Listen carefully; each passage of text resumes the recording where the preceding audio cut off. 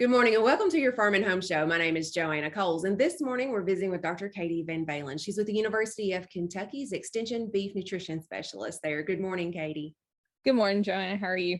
Well, I'm good. And today we're going to talk about something that's on a lot of beef cattle producers' mind with high feed costs, high fertilizer costs, all these costs. We're really looking at how to maximize our profit and minimize some of our costs.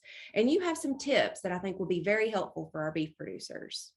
Yep. And that's something we get a lot of questions about anytime, but especially with the input prices being where they are right now, we're getting a lot of questions about that. And so I tried to pull a handful of tips together that folks can look at and figure out how they might fit into their operation and into their management system. But one of the first things that we always recommend for producers to do, but really is important right now, is to look at hay testing. So that you get the nutritional information that is in that hay. And, sometimes folks are like, well, I know it's not going to be great, so I'm not going to test it anyways. But it really does make a difference when you start thinking about how much supplemental feed that you're going to have to put out there, especially this year with fertilizer prices being where they are. A lot of folks maybe had to make that decision that we're not going to fertilize. So, being able to use the forage resources that we have available in the most efficient way possible is really truly going to help that bottom line. I always tell folks it's feeding the right hay to the right cow at the right time, so that we feed the best quality hay to those cows that have that highest nutrient requirement.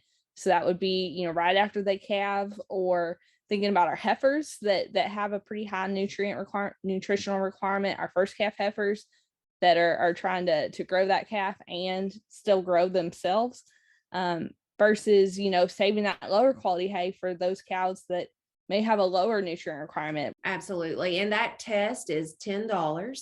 And so people are like, oh, you want me to spend another $10? But if you utilize that information, you'll save multiple times over that $10. Exactly.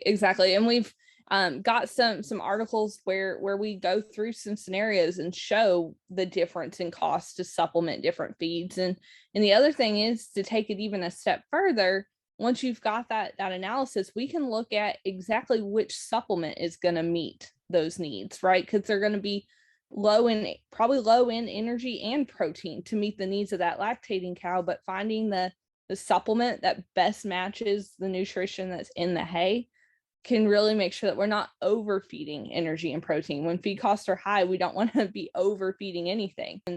And on the flip side, we've got to make sure that we are meeting those nutritional needs, because of course, when we get thin cows and that body condition score 4, they're not going to breed back as well for us. And ultimately that's going to be costly, on the other end. So it's finding that happy medium, finding that balance, and hay testing can really do that. And then working with your county extension agent to figure out what we do with that information once we have it.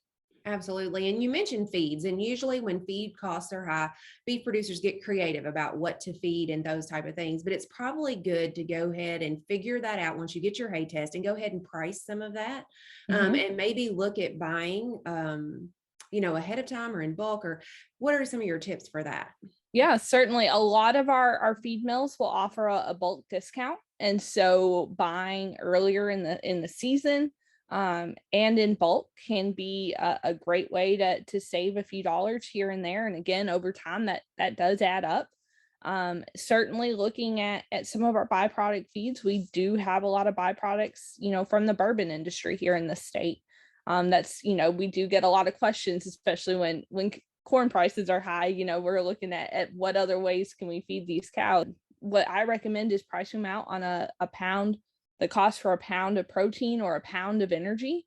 And again, we've got some resources that can walk you through how to do that yourself, or reach out to your county agent, because I know they would be happy to help folks make those comparisons.